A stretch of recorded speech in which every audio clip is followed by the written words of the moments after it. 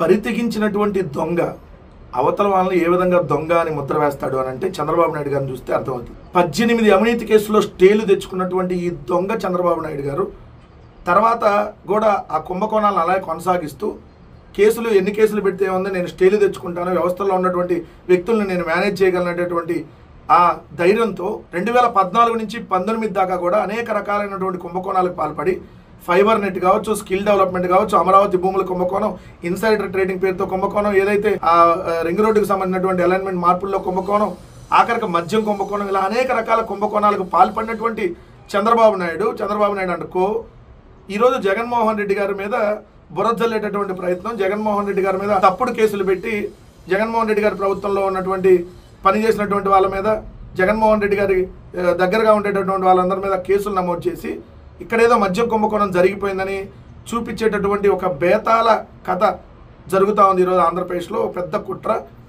ఈ మద్యానికి సంబంధించి అసలు మూల విరాట్ చంద్రబాబు నాయుడు అనేది ఈరోజు వాస్తవాలతో సహా మీ అందరికీ తెలియజేయదలుచుకున్నాం. ఒకటి గమనిస్తే 2014 నుంచి 19 దాకా చంద్రబాబు నాయుడు గారి హయాంలో కదా కుంభకోణం జరిగింది. మళ్ళీ ఇప్పుడు ఇదే చంద్రబాబు నాయుడు గారి హయాంలో కదా కుంభకోణం జరుగుతుంది. ఎందుకంటే మద్యం పాలసీ అనేది చంద్రబాబు నాయుడు గారు 2015వ సంవత్సరంలో బార్లకు సంబంధించినటువంటి ప్రివిలేజ్ ఫీజుల్ని, మద్యం దుకాణాలకు సంబంధించినటువంటి ప్రివిలేజ్ ఫీజుని తీసేయటం వల్ల 1500 కోట్ల రూపాయలు ఆంధ్రప్రదేశ్ రాష్ట్ర ప్రభుత్వానికి నష్టం చేకూరింది. 15,000 ఇంటూ 4 సంవత్సరాల పాటు 6,000 కోట్ల రూపాయలు నష్టం చేకూరింది.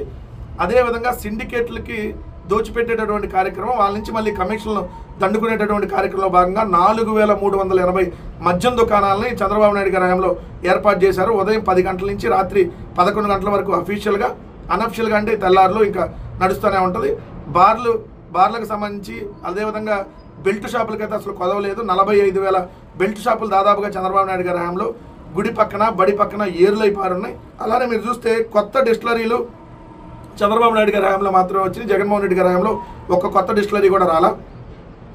బ్రాండ్లు ఏదైతే ఉన్నాయో ఆ బ్రాండ్లు కూడా చంద్రబాబు నాయుడు గారు ముఖ్యమంత్రిగా ఉన్నప్పుడు తీసుకొచ్చినటువంటి బ్రాండ్లు, ప్రెసిడెంట్ మెడల్ కావచ్చు, ఏంటి గవర్నర్ రిజర్వ్ కావచ్చు, అదేవిధంగా పవర్ స్టార్ విస్కీ కావచ్చు, లెజెండ్ విస్కీ కావచ్చు, అదేవిధంగా బీరా బ్రాండ్కి సంబంధించినటువంటి బూమ్ కావచ్చు, బ్లాంజ్ కావచ్చు, ఇవన్నీ కూడా ఏదైతే 10,000 బీరు, ఇవన్నీ కూడా చంద్రబాబు నాయుడు గారి హయాంలో వచ్చినాయి. జగన్మోహన్ రెడ్డి గారి హయాంలో ఒక్క కొత్త బ్రాండ్ కూడా రాలా. ఏ కొత్త డిస్టిలరీ కూడా జగన్మోహన్ రెడ్డి గారి పర్మిషన్ వల్ల మద్యం దుకాణాల సంఖ్యని గణనీయంగా 33% తగ్గించారు. 2,934 మాత్రమే అయినాయి. అంతకుముందు 4,380 మద్యం దుకాణాలు ఉండే. ఏదైతే టైమింగ్స్ పెట్టారో మద్యాన్ని తాగొద్దని చెప్పి జగన్మోహన్ రెడ్డి గారి ప్రభుత్వం చెప్పుకుంటా, జగన్మోహన్ రెడ్డి గారి ప్రభుత్వం తాగొద్దు అని చెప్పి మద్యాన్ని తగ్గించేటటువంటి ప్రయత్నం చేసింది. చంద్రబాబు నాయుడు గారి హయాంలో సేల్స్ పెరిగినాయి, ఆదాయం మాత్రం తక్కువ. బట్ జగన్మోహన్ రెడ్డి గారి హయాంలో సేల్స్ తగ్గినాయి, బట్ ఆదాయం మాత్రం పెరిగింది. మరి ఎట్లా స్కామ్ జరిగిద్ది? ఆదాయం తగ్గితే కదా స్కామ్ జరిగేది. సో ఆదాయం పెరిగితే ఎలా స్కామ్ జరుగుతుంది? ప్రభుత్వం మద్యం దుకాణాలు నిర్వహిస్తే ఎలా స్కామ్ జరుగుతుంది? కానీ చంద్రబాబు నాయుడు గారి ప్రభుత్వం అనేక రకాల కుట్రలకు పాల్పడుతూ ఇప్పుడు కూడా మద్యానికి సంబంధించినటువంటి స్కామ్ చేస్తూ ఈ మద్యానికి మూల విరాట్ అయినటువంటి చంద్రబాబు నాయుడు గారు ఈయన మామూలుడు కాదు. ఎట్లా అంటాడంటే 1986లోనే ఏదైతే సారా బాటిలింగ్ సంబంధించినటువంటి ప్లాంట్ ఏర్పాటు చేయాలని చెప్పి ఆ రోజు రామారావు గారి ప్రభుత్వం నిర్ణయిస్తే 3 కోట్ల రూపాయల లంచం తీసుకున్నాడు పురుషోత్తం అనేటటువంటి వ్యక్తి దగ్గర నుంచి. ఇక్కడ తాజ్ బంజారాలో ఒక్కడే కారులో వెళ్ళి 3 కోట్ల రూపాయలు గోన్ సంచులు వేసుకుని వచ్చాడు. అలాంటి దుర్మార్గుడు, అలాంటి అవినీతి పరుడు ఈరోజు జగన్మోహన్ రెడ్డి గారి ప్రభుత్వంపై నింద వేయాలని, జగన్మోహన్ రెడ్డి గారిని టార్గెట్ చేయాలని వెళ్తా ఉన్నాడు. జగన్మోహన్ రెడ్డి గారి హయాంలో మద్యానికి సంబంధించినటువంటిది ఎక్కడా కూడా అవినీతి అనేది జరగలేదు.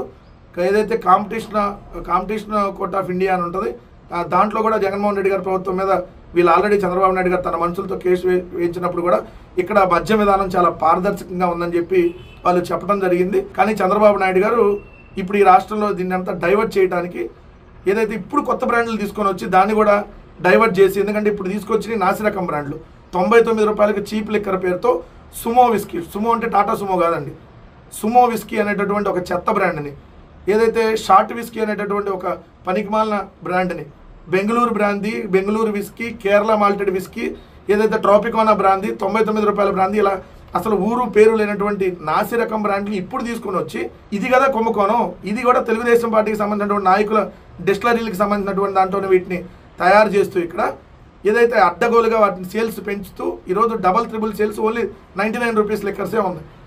అంటే ఎంత చెత్త బ్రాండ్లను తీసుకొని వచ్చి ఈరోజు ప్రజల ఆరోగ్యాలతో కూడా చెలగాటం ఆడుతూ ఓ పక్క కుంభకోణానికి పాల్పడుతూ ప్రభుత్వానికి వచ్చే ఆదాయాన్ని రానియకుండా చేస్తూ బెల్ట్ షాపులు విచ్చలవిడిగా ఈరోజు పత్రికలో కూడా చూస్తే వాళ్ళ బూత్ పత్రికలోనే రాస్తున్నారు మద్యం సిండికేట్ అని చెప్పి. ఎంఆర్పి కంటే ఎక్కువ ధరలకు అమ్ముతున్నారు. ఆ డబ్బులన్నీ ఎవరి చేతుల్లోకి వెళ్తున్నాయి?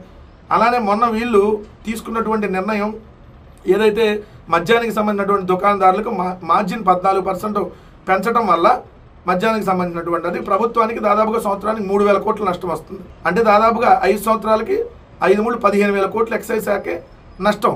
మరి డబ్బులన్నీ ఏ చిన్నబాబు దగ్గరికి వెళ్తున్నాయి, ఏ పెద్దబాబు దగ్గరికి వెళ్తున్నాయి? సో మద్యం మూల విరాట్ చంద్రబాబు నాయుడు వాళ్ళ కొడుకు లోకేషే. మద్యం కుంభకోణానికి పాల్పడింది చంద్రబాబు నాయుడు గారు, వాళ్ళ కొడుకు లోకేష్, వాళ్ళకి సంబంధించినటువంటి బినామీలే. జగన్మోహన్ రెడ్డి గారి ప్రభుత్వంలో ఎక్కడ జరగలేదు.